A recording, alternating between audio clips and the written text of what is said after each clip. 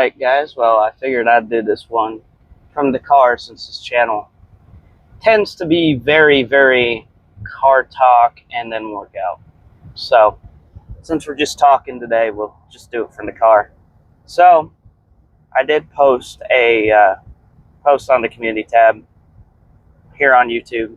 Asked you guys to ask some questions, do a bit of a Q&A, but I get it, it's a small channel, so no one seen it, which is fine. I wasn't really on top of things and getting it posted that early. So the posting of this video will be later than normal because I wanted to give that post enough time to get responded to before I jumped into this video. But all good, I get it. We're a small YouTube channel, we're still building, so no harm, no foul. But so later on today, I'll be hitting the back workout and filming that for you guys. So that's what will be uploaded tomorrow, back day. But I will say, things on the diet side, I feel like I've been doing good. Like, I don't cheat very often on my diet. If I do, I make sure I have the calories to do so. And I just try to play it smart. But like I said in previous videos, it seems like the scale isn't moving in the way I want to. How I look in the mirror is moving how I want it to. Like, I don't feel like I'm going backwards or just spinning my wheels. Then I look at the scale and I feel like I am spinning backward or going backwards or spinning my wheels. And I really don't know how to counteract that without adding more cardio or cutting more calories. I'm already pretty low on calories, and I feel like I do a crap ton of cardio. So I don't know, I'm kind of stumped. And I want this to remain I train myself to the summer shred-a-thon of next summer, but or summer shredding, whatever it's called. But I don't know. It's hard here lately not to become discouraged. Especially because like, moving out, right? Around the time I started this channel, if you guys have been watching from the beginning, I had a situation where eventually I chose to move out and live in my car, and then one thing led to another, and now I live where I live now, which is great. But I haven't had a chance to buy like a good scale or anything. Being unemployed right now, I can't buy a battery or anything really for like my food scale. So like I've been able to weigh food like I always do. I've just had to eyeball it. So that's kind of been like a downside of where I live right now, and just being unemployed is my food scale died. I can't weigh any of my food. I don't have the money to fix that issue right now. And then when I moved in with them, their scale says I'm 10 pounds heavier than the scale I had at home was. And the scale we had at home was like a good like $100 scale, like the one made out of glass with like the metal underneath it, and then it has an app, and you can like track your weight, and I mean it tracks your body fat percentage. Don't use your scale to track your body fat percentage, like ever, for any reason. It has no way of knowing what your body fat is just from you standing on it and getting your weight, just because you put your height and your activity level in a app. Just saying. But we had one of the really good ones, right? And it was saying I was thrown in the 190s to the 200s. When I moved in with the people I live with now, their scale says like 210. So it's like 10 pounds heavier than the one at home.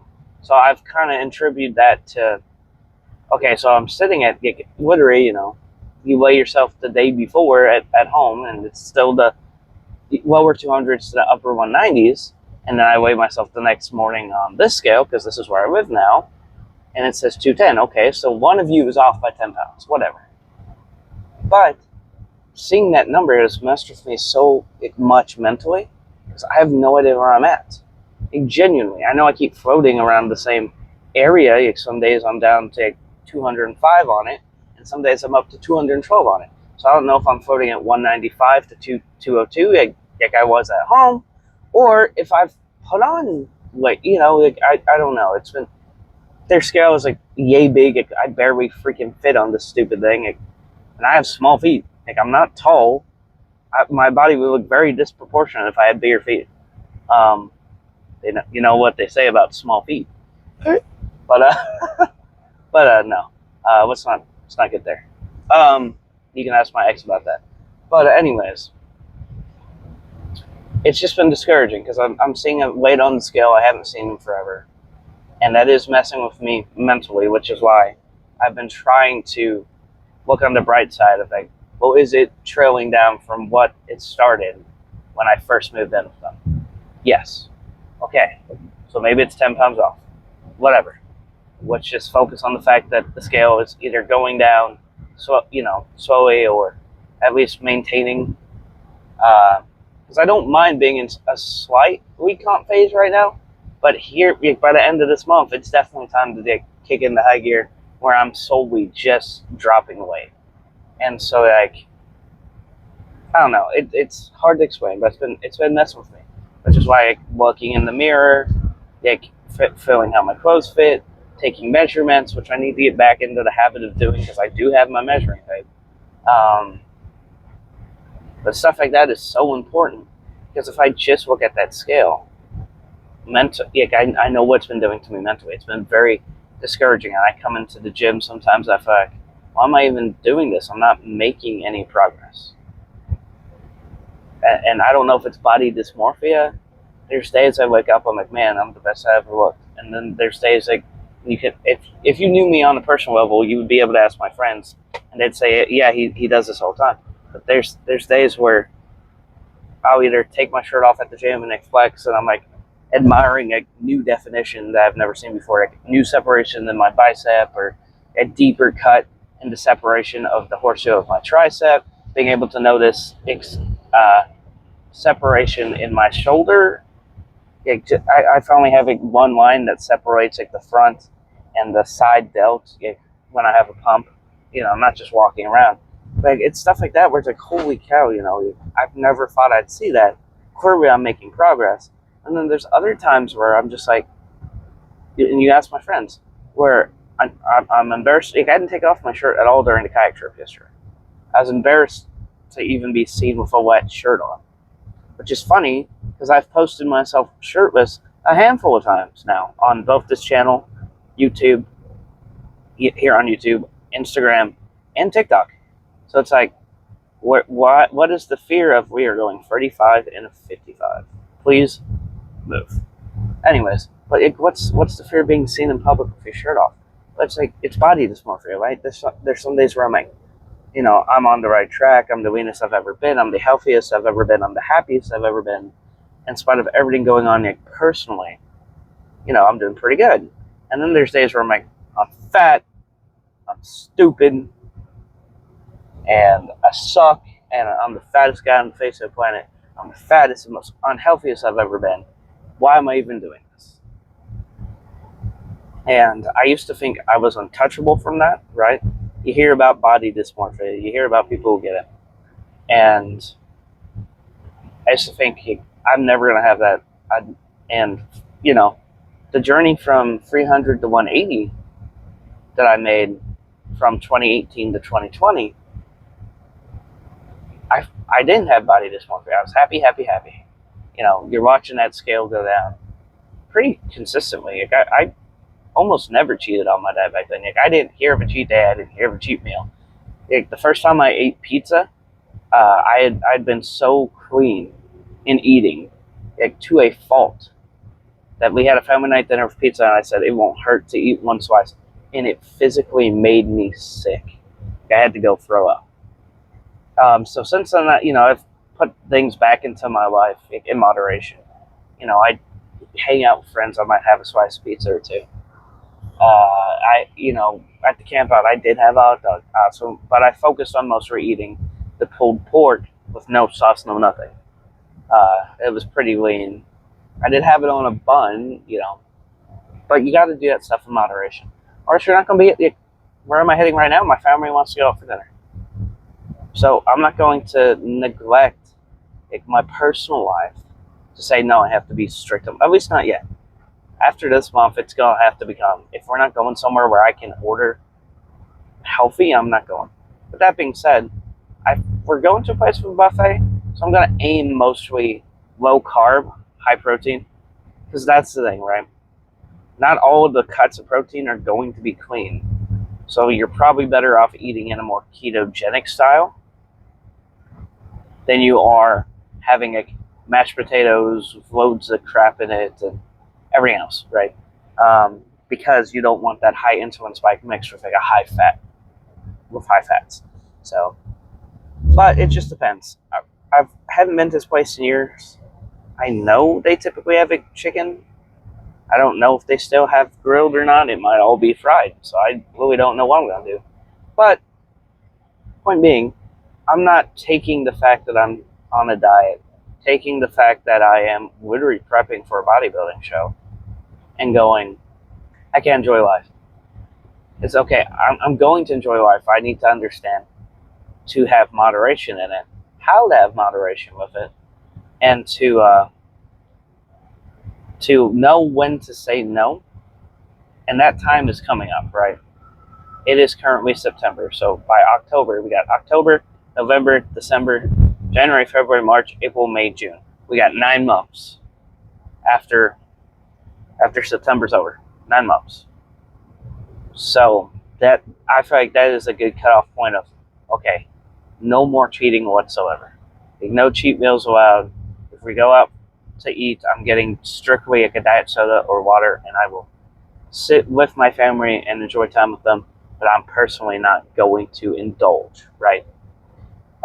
The only way that would happen, the only way I would eat is if we went to, there's this buffet called Stir and Stockades here in Missouri, and it's a big enough buffet that it's like, okay, I can have a salad, cottage cheese, either grilled chicken or steak or something along those lines, and I can still semi-stick to a diet while going out and eating with family. But, you know, if they want to go out and they're like, let's go to yada yada, like whatever place, like Chinese. Like, one, I'm not big on that stuff anyways. Kind of picky either. And two, when we do go, I'm always getting like the fried sweet and sour chicken, the roasted potatoes covered in so much freaking olive oil, crab lagoons, you name it. These very high calorie, they're calorie dense foods. And all that means is they are packing a lot of calories, but yet they do not have a lot of volume to them. They will not satiate you. They will not fill you. And so I'm not in the business of eating that way, and I can't continue to be either. Because yes, once in a while, eating that way with your family isn't going to make or break your diet or your fitness journey, and that's something a lot of people start to forget because you get so sucked into the journey, so sucked into being locked in 24/7. And I get that. I truly do. But considering I'm literally trying to prep for a bodybuilding show, considering I'm looking to go from floating around 200 all the way down to 160, that's 40 pounds. And I firmly do believe I can cut 40 pounds in 9 months. So that's the plan. That's the plan. I know it's been called Journey to 160 from the beginning, but I knew I was going to try to, for the most part, maintain my weight, if not slowly lose it, because I didn't want to lose a bunch of muscle, because this is still a bodybuilding show. I wanted to be able to put some on at the very least. But as I start to cut down, that's that's got to be at least decently paced from the time of the show. So 40 pounds to lose, 9 months. So today might very well be the last time I go out and eat with my family and let myself even enjoy the meal. I'm still going to eat as clean as I can, depending on what they even have. But I haven't been here since I was a kid. But that's the plan for today. It's the plan for the next 9 months. Is after today, it is pretty well time to just get very serious. Like, no more let myself even having bread and stuff. Yeah, now it's time to pretty well go low carb, high protein, and let the pretty much just let the fats land where they land, but have a set number of, I'm not allowing more than this many grams of carbs. I need to hit this many grams of protein. So basically, I'm going to go keto, but not intentionally. I'm not keeping that in mind. I think of it more carnivore, more paleo, more keto-esque, where the intentions are to not have a crap ton of carbs. I'm not going to neglect myself. I probably will have refeed days where I choose to have some more, but that's the plan. Okay, anyways, sorry guys, I got a phone call, so ignore the abrupt cut in the video there, but what was I talking about? Okay, so, the plan is to definitely try to very harshly cut for the next 9 months. And when I say harshly, I mean 2 pounds or more a week need to start shedding off. Starting here pretty soon. It's going to go from, I'm fine if I maintain where I am or maybe lose a little bit, but I don't want to start losing a bunch of muscle stuff right now. I still need to be in a muscle building phase. To sacrifices will be made. We're going to aim for as high protein as we can to maintain muscle mass, but you're going to lose muscle in a calorie deficit, at least somewhat, or you're going to lose some strength gain. So, whatever comes, whatever happens, happens. But that is the plan right now. And that's what's about to start being implemented. Hopefully here soon. Obviously I got to get a job. I've been searching everywhere. I've gotten 3 or 4 emails of, we've chosen to go with another candidate kind of emails, which sucks. I've been door dashing and stuff just to try to keep some money in my account so I can put gas in my tank, but unfortunately I don't have the money for some of my bills right now. I'm trying to get my money from Harder Last Time pulled out, but they only pay on the first of the month, and they're supposed to only pay out once you hit $100.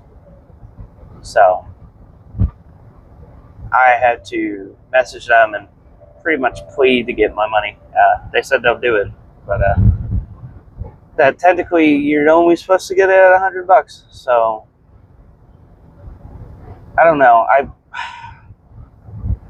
I understand I don't have the platform to make a crap ton of money with my Harder Last Time affiliation, but I wish I was making that $100 a month. Obviously that's not livable, but at least then I could actually get my money out without. Because the money that I'm asking to get out on October 1st has been in there for 2 months. It's only $45. I just don't make sales.